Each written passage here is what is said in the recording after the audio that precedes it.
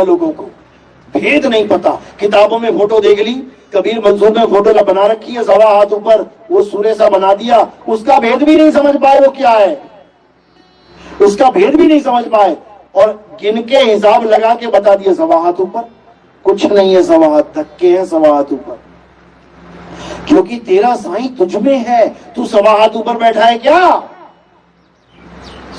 तुम कहां बैठे हो?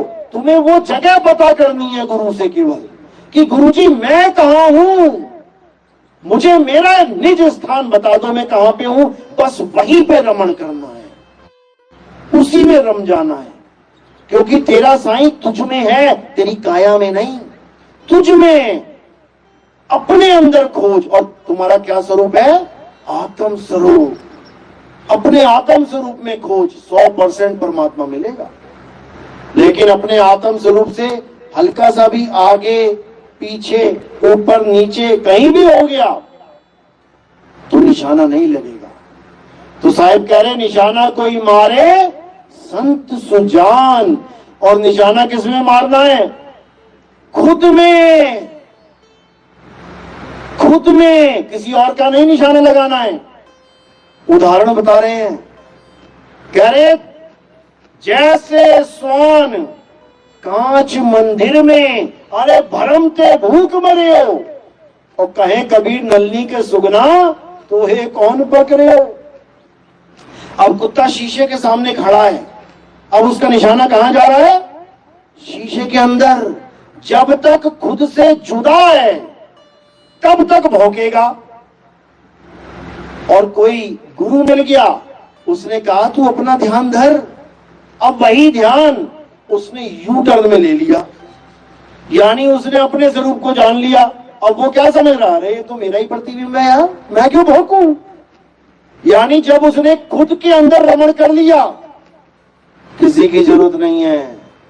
समझ लो, सतगुरु कबीर साहब तुम्हें तुम्हारे स्वरूप का ज्ञान देने आते हैं, अपने स्वरूप का नहीं, अपनी शक्ल का नहीं, अपनी देह का नहीं। तो साहिब कह रहे तू सिमरन किसका करे, तू ही है आपे आप, तू खुद ही है, लेकिन नहीं जान पा रहा है, इसीलिए दिक्कत हो रही है। जिस दिन जान जाएगा उस दिन तो ही मोही, और मोही तो ही अंतर कैसा। फिर कोई अंतर नहीं है, फिर जो तू सो हम। इसी को बोला है गुरु को कीजिए दंडवत और कोटि कोटि प्रणाम, और कीट न जाने भृंग को गुरु कर ले आप समान। अपने समान कर लेगा गुरु, यानी गुरु तो परम आत्मा है ही है, तुम्हें जीव आत्मा से परम आत्मा बना देगा।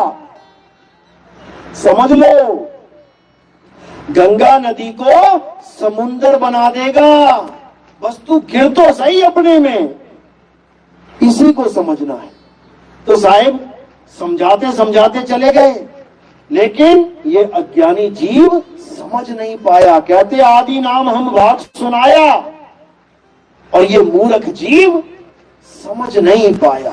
जो नहीं समझेगा वो 84 में चला जाएगा, और जो समझेगा वो अपने स्वरूप में स्थित हो जाएगा, वो कुर्म अवस्था को प्राप्त कर लेगा। जैसे उसने फैलाव किया है वैसी सिमटाव करके अपने निज आनंद में रह जाएगा। उसी को सत्य चित्त आनंद अवस्था कहते हैं। सत्य यानी सतगुरु, चित्त यानी चेला जब जुड़ जाएगा उस गुरु से तो क्या होगा? आनंद ही आनंद हो जाएगा।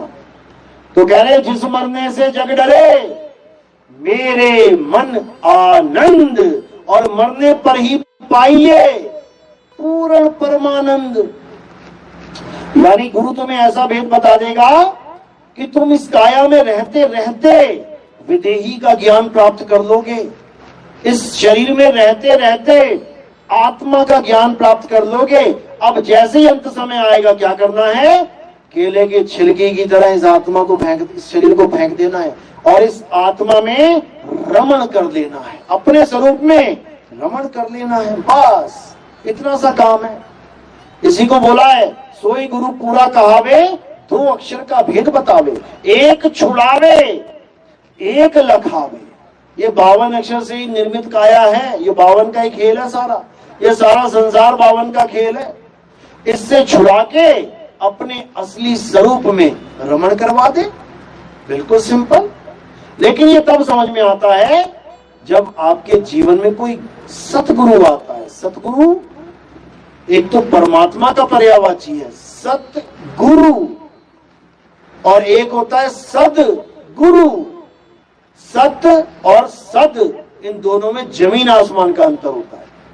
सतगुरु परमात्मा को कहते हैं, और सदगुरु जितने भी सदाचारी, सदा आचरण का प्रचार कर रहे हैं, उनको सदाचारी सदगुरु कहते हैं। तो कबीर साहब यही समझा रहे हैं कि जो सतनाम का भेद बता दे उसको भी सतगुरु कह सकते हैं। लेकिन जो सतनाम का भेद नहीं जानता उसको सतगुरु कहना मर्यादा के खिलाफ है।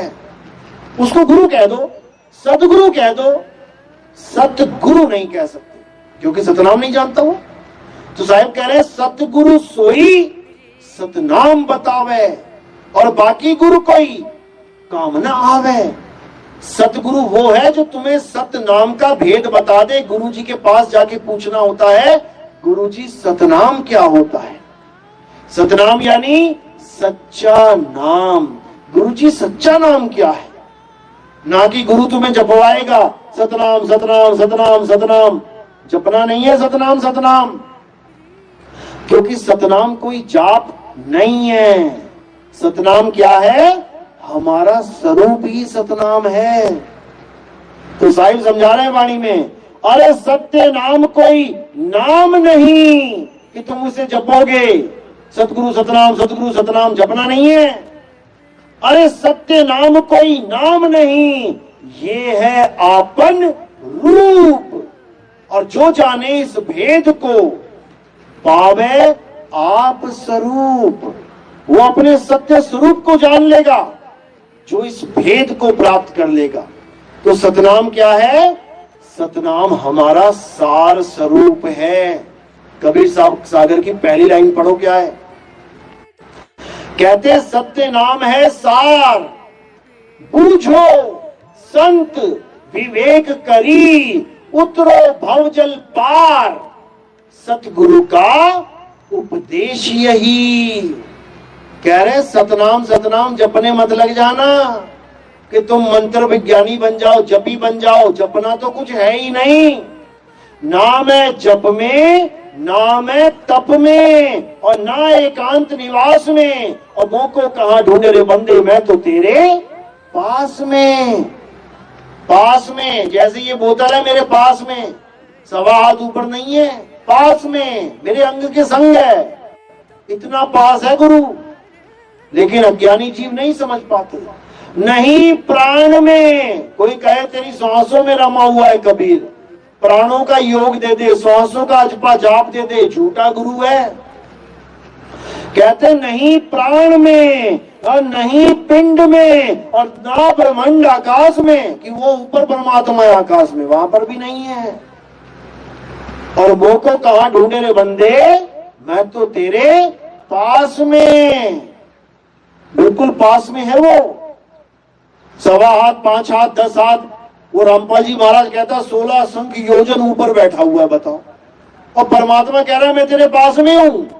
वो 16 संख्य योजन ऊपर बना के बैठा हुआ है। एक से एक धुरंधर है भाई, और लाखों चेले बना के बैठे हुए। क्योंकि अंधी जनता और काना गुरु। अंधा, अंधे पे कौन राज कर रहा है? काना, क्योंकि उसको दिख रहा है लेकिन आधा सीन दिख रहा है। जब आंख वाला आ जाता है तब उसी की बेकदरी हो जाती है। यानी जितने भी गुरु बैठे हैं अधूरा ज्ञान लेके वो काने के दर्जे में हैं, अंधों में काना राजा।